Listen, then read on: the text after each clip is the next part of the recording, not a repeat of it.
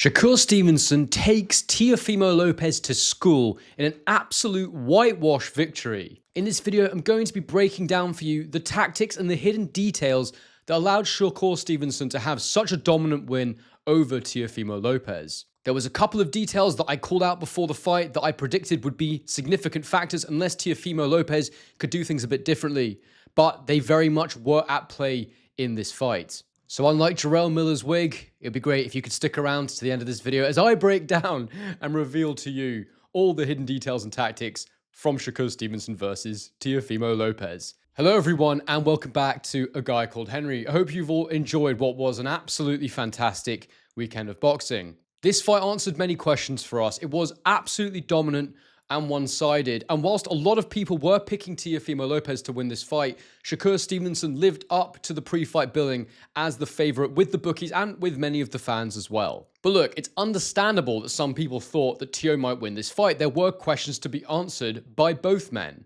Whilst Shakur Stevenson has barely put a foot wrong in his pro career so far, he was also seen as being quite a bit smaller than Teofimo Lopez. He started in a weight division lower. He was a weight division lower when they were both amateurs. They're exactly the same age. But in his debut up at 140 pounds, could he handle the perceivable power of Teofimo Lopez? And I've got to tell you, there was something that I think most people got wrong about Teofimo Lopez before this fight, and it's about southpaws. People before the fight, they were saying, Teofimo loves southpaws. He battered Lomachenko. He beat Josh Taylor. This is the kind of fighter that he likes to fight, but everyone got it wrong. And I'm going to tell you why in just a moment. Why before the fight, I pointed out there was a key distinction between this kind of southpaw and those kind of southpaws. But right before I tell you about that, make sure you smash a like on this video if you like it. Do subscribe to the channel if you're new. We're about to hit 25k, which is quite exciting. And get your comments in the comments section below. What did you make of this fight?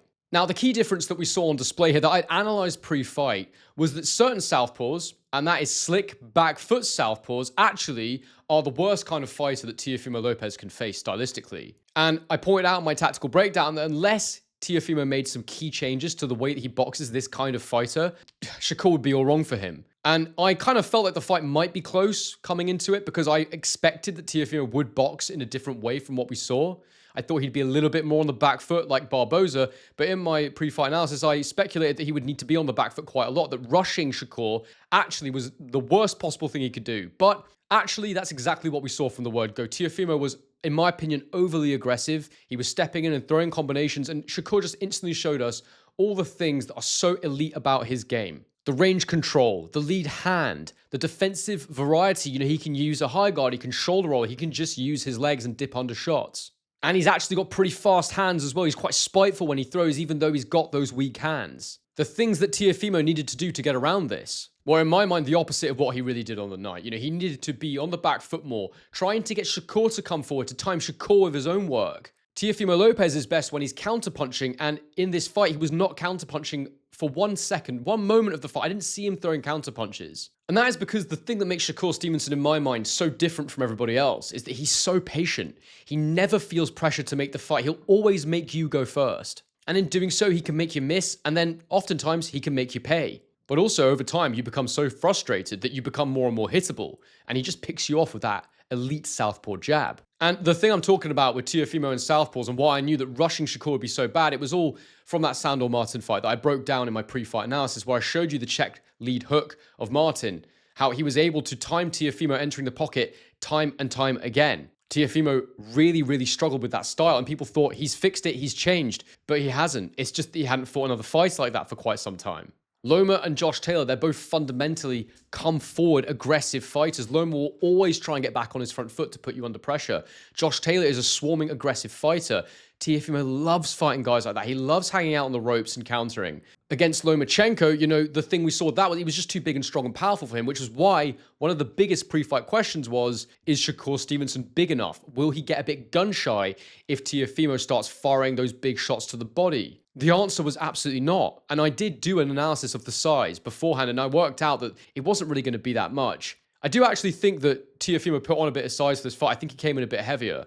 He had a lot of water in his cheeks. You could see it a couple of days out from the fight. So he was clearly water loading to do a decent cut. I know he came into the ring at 147 against Barboza. Their fight was at 140. He weighed 147 pounds on the night. But I do think he was heavier in there tonight to try and get an extra advantage over Shakur. The mechanics of that, entry to the pocket for Teofimo Lopez I was talking about, where he kept getting hit with that check lead hook. A lot of it comes down to the fact he loves to have a low lead hand, and we saw tonight he got in trouble with that big time. It's a big issue when you're fighting a southpaw that can time you with their jab, because when an orthodox fighter fights a southpaw fighter, your lead hands are directly in front of each other. And that's when you get into the lead hand jousting battle, and Teofimo was never going to win that against Shakur Stevenson. I don't mind him having that low lead as long as he's counterpunching, but as long as he's leading off, it just leaves him too exposed when he's finished, going through the motions of trying to land on you. He's just exposed, and we saw that many times in the fight. Early on for me, the biggest punch for Shakur, and throughout the fight, was the jab. It was just landing so accurately, so exquisitely. It was just perfect. And then as the rounds went on, I said out loud on my stream, I was like, I'm pretty sure he's going to start incorporating that check hook. And that's exactly what we saw. He was hitting him really cleanly with that check hook as Teofimo was trying to enter the pocket. And he was landing the occasional backhand as well, generally off a jab, do it as part of a combination when he was feeling comfortable. And I think Teofimo did have some success to the body. In fact, there was one round for sure where I noticed a fair amount of success where Shakur's output noticeably dipped, but I think it was him having more of a breather than him not having anything left in the tank. Teo's success really was only to the body, and I realize now from watching the fights pre-fight, it's not just that Shakur's not been in with particularly sophisticated offensive fighters, it's just that it's damn hard to hit him to the head. I barely see him get hit to the head. I think he took maybe one clean shot to the head this fight. It was absolutely ridiculous. And so the body really is the only place you can go, which makes your attacks kind of predictable, and it makes Shakur Stevenson even better at defending against you. Now, I'm going to give you my scorecard. The judges obviously gave Teofimo Lopez one round, and I can show you right now on my scorecard, I had the exact same scorecard, 119, 109. I gave one round, round 8 to Teofimo Lopez, and I just couldn't give him any other rounds. I didn't think he deserved it. He was getting hit too much. He just wasn't scoring cleanly and effectively enough. He never looked like he was in control of things. I hate that phrase, being the ring general, because at the end of the day, boxing's about, hitting the other person more than they hit you. But he did feel as if he was in control, Shakur, that he was deciding when they engaged, and that's a big thing. I have to ask the question, why did this happen? Why was Teofimo whitewashed so badly? Aside from it being a terrible style matchup, I think the evidence came from, or a big piece of evidence came from the dad in the corner. We've criticized the dad heavily. We heard what he said up against Kambosos. I've shown it you many times that round 1. He's done. Time. Take your time. Bro, the right hand is working. Finish him already. What the fuck is going on? All right, just relax. Just unhelpful advice. Nothing in there that can actually get you to change something. It's like he's accusing you of being crap suddenly or lacking motivation. Teo didn't lack motivation for a second in this fight. He threw so many punches. What he needed was a change in strategy. And I almost felt like watching it, listening to the dad, he didn't understand what Teo needed to do to be competitive. Now, look, I'm not saying that if Teo had boxed to the style I laid out on the back foot that he would have won, but he certainly would have been way more competitive. This was just exactly what Shakur Stevenson wanted him to do. And the dad yelling this during the fight. Bro, what happened to your fucking power, bro? Again, it's more of the same. He's frustrated. He's trying to express his frustration, but he's not saying anything that actually helps Teofimo Lopez to perform better in the ring. What's happened to your power? It's like, that's just a terrible thing to say to your fighter in the corner, let alone your son. I mean, talk about making him feel guilty and making him feel crap rather than giving him actual helpful feedback. I mean, I just can't get my head around it. It's just nuts to me. So yeah, I just feel like the game plan wasn't really there. I think that, what I'd say about Teofimo is when he goes into that overly aggressive style, we saw it against Martin, but we also saw it against George Kambosos when he got knocked down. The thing I'll say about that is it's usually reflective of Teofimo's mindset in the fight. He feels like he's too good for you, that he should be getting in there and knocking you out and beating you up. He quickly found out against Shakur that that wasn't going to be the case, and I was absolutely convinced, like the Loma fight, that he would get in there and be absolutely on it. And maybe he was, but I also feel like there was a sense of, I'm too big, powerful, and strong for you. You've never been with anybody as good as me before, and you're underestimating me. I think that's what Teofimo Lopez potentially had in the back of his head. And if that's what the camp was telling him, if that's what he thought himself, it would explain why the game plan was so wrong for this kind of fight.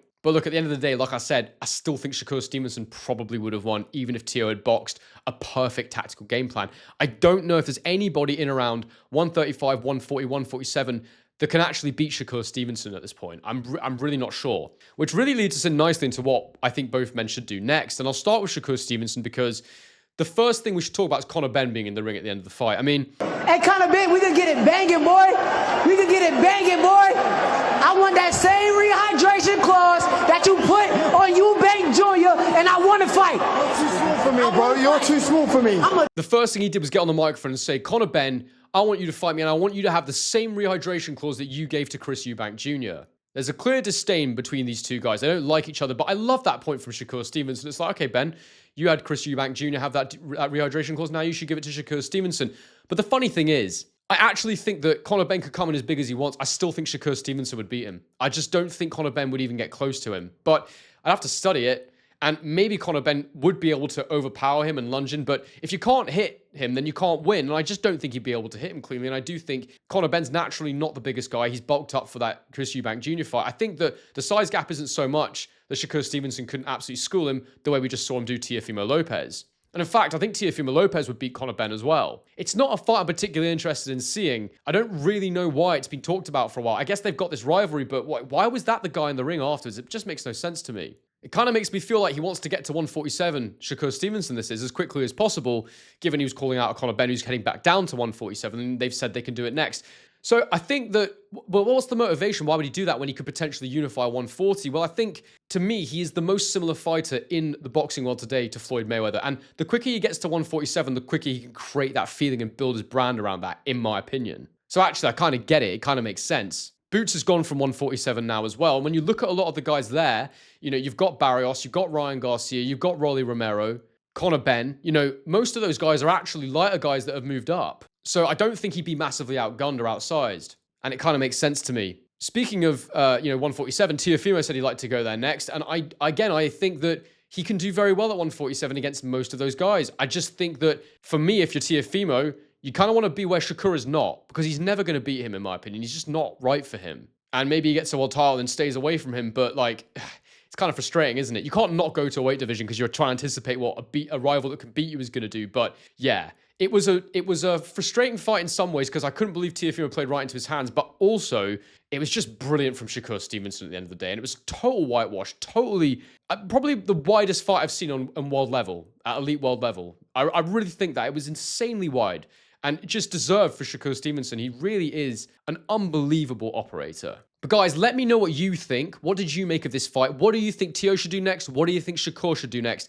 Get in the comments section below and let me know. Smash a like on this video if you've liked it. Make sure you subscribe to the channel if you're new. And as I always say, on to the next one.